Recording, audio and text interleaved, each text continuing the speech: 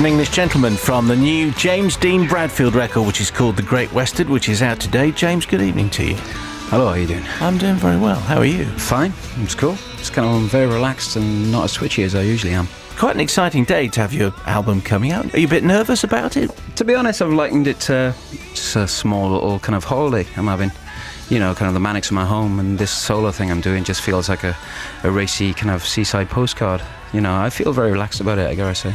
Listening to the record, I think it's clearly James Dean Bradfield. Yeah. It's quite manic-y, but it's different in enough ways. I was thinking this should be a big hit record, but do you care? I mean, is it really just something that you're doing in this sort of hiatus in the middle of recording for Manics? Well, I think hiatus is the right word. It is something I've done in between that.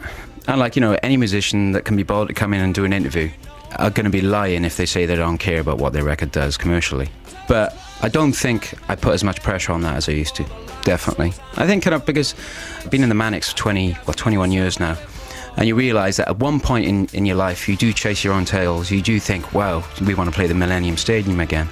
And as soon as you start doing that, as soon as you catch yourself doing that, you actually somehow diminishes what you do in the studio as soon as you let the outside world come on into the studio. And were you getting to that stage? Had you got to that stage?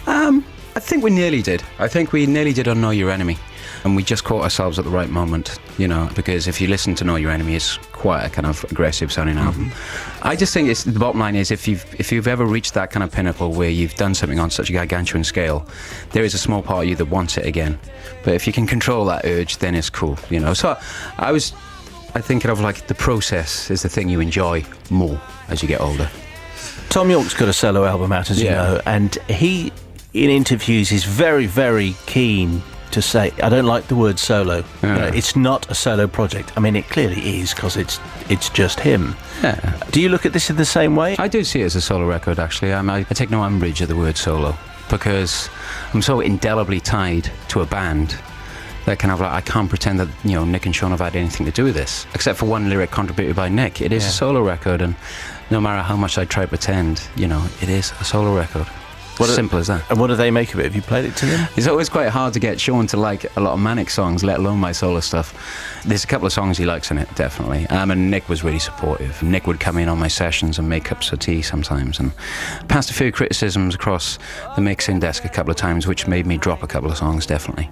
So on this record, songs written by James Dean Bradfield. Now that hasn't appeared before. I think, you know, if you've been in a band where kind of you haven't written the lyrics, suddenly at the age of 36 to be presented with the task of writing the lyrics yourself makes you feel like you're going back to restart or something. It was just like, I've got to remember my A-level English.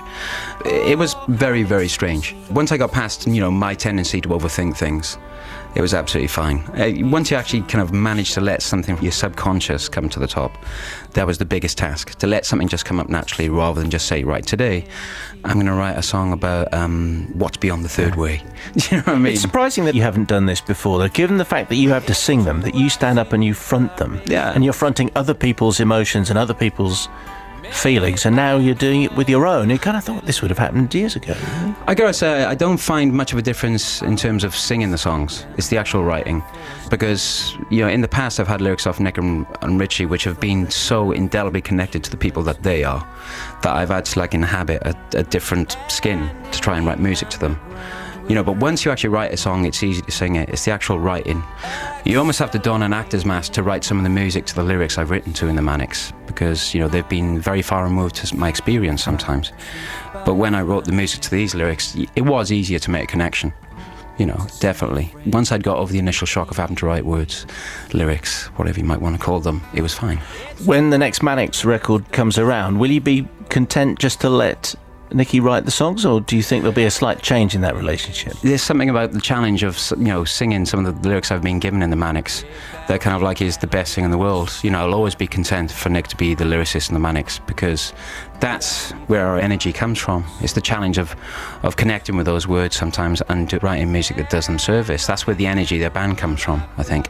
So yeah, Nick will always be the lyricist, but conversely, I think, you know, I will probably try and contribute a lyric to an album. Nick will try and contribute something more musical to the album, and he will be a bit more open, I think.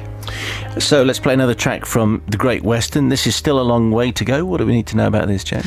This is a song about seeing somebody very close to you going through a tough time and just trying to get past that inability to do anything to help them. The Great Western is out today. James, great to have you in. Thanks very much indeed. Yes, sir. Thank this you. is Still a Long Way to Go.